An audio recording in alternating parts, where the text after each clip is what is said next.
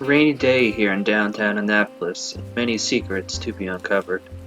There is much culture and beauty in this city, and it's up to me to uncover the mysteries, the art located throughout. From historical to various artistic styles, there is something for everyone. That's where I come in, Greg Brow, Private Eye, to figure out what they all mean. Join me as we dive deep into the depths of this fair city.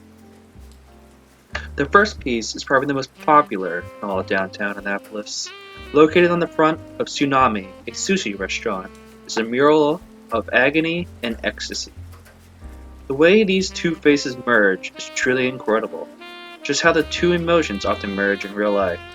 Oddly enough, I find myself reflecting this piece, especially a couple years ago. While on the outside, everything seems to be fine and I'm in ecstasy, the face inside me shows agony. I personally believe a lot of other people reflect this piece as well. We all put up a front that everything seems okay, while deep down, it's not. These series of photos display the beginnings of Annapolis. Very simple, yet aesthetically pleasing to look at with all the modern art and architecture around.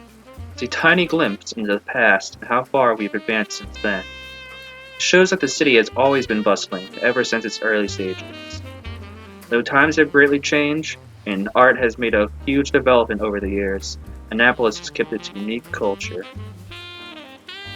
Oftentimes, I find collages to be overly simple and a way to make art a piece. However, these murals portray downtown Annapolis rather well. Everything seems so close in proximity and it's crowded just about all the time. The wide variety of colors of the city make it even more vibrant than a garden of flowers. The other downside to this mural, other than being a collage, is that it's off on the beaten path and is such a cramped area, which to be fair is what a lot of downtown is like. So it does its job of holding that quality in the city as well. Speaking of off the beaten path, this adorable mural is found on the corner of Fleet Street, away from all the commotion. It gives me the feeling of being in a European countryside, so calm and peaceful, pleasant to views. Even better, this mural is located on the side of a bed and breakfast, so it brings the cozy meter up to 100%. Compared to the rest of the bustling city, this place feels like an entire another environment. You can't have Maryland without crabs. Looking like a 90s freaky cartoon character, this sculpture was located outside of an insurance building. Featured on it are various political cartoons from over the centuries. The title of the sculpture is even more fitting. The political cartoons can be considered poison to those official figures and members of their parties. It's a very creative way of combining a lot of Maryland's features: crabs, art, politics. You've heard of the West Side Story, but what about the West Side Chicks? This tough gang of birds can be found up and down West Street. It's their territory, so watch out. There are many that can be found downtown, and each has a unique style to them. The people that commission them often decide on what they should look like. Patterns of flags around the world, butterfly designs to fit in a field of butterfly-themed items, to a casual chicken camping comfortably considering conquering civilization. You don't want to cluck with these bad boys. Feeling exhausted from a long day at work, tired of walking around Annapolis, need a rush to make it through the rest of the day? Sugar Rush will give you the pep you need. What I love most about this mural is that it's half a mural, but with the reflection of the windows, it becomes whole. It's a unique way to display art. It saves on supplies for the artist.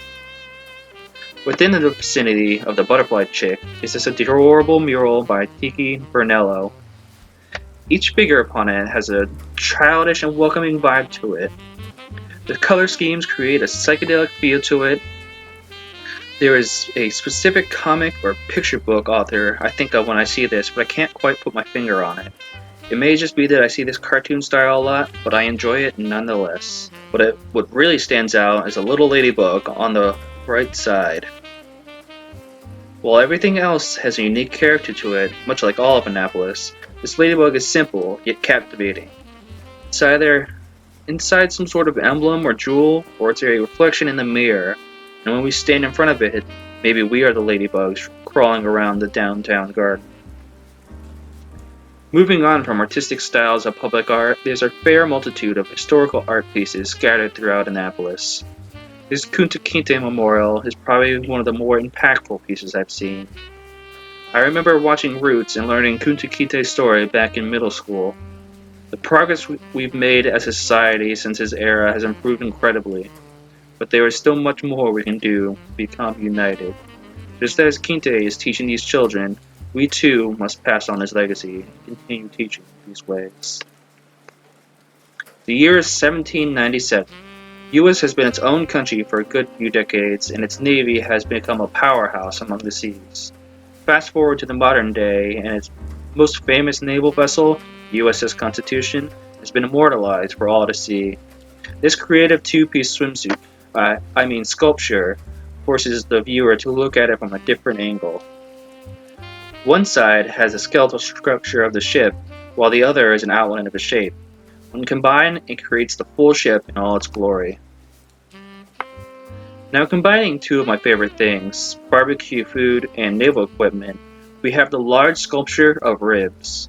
Located at the center of a roundabout circle makes it hard to see, especially with all the bushes around it, but it just adds to the flavor of a ghost-like ship hidden at sea. Or could it be a shipwreck and the cars circling around are hungry sharks looking for prey? I really love all the nautical themed items that can be found in downtown Annapolis. It's the perfect thing to tie in with the arts. Well, that's all the time we have for now.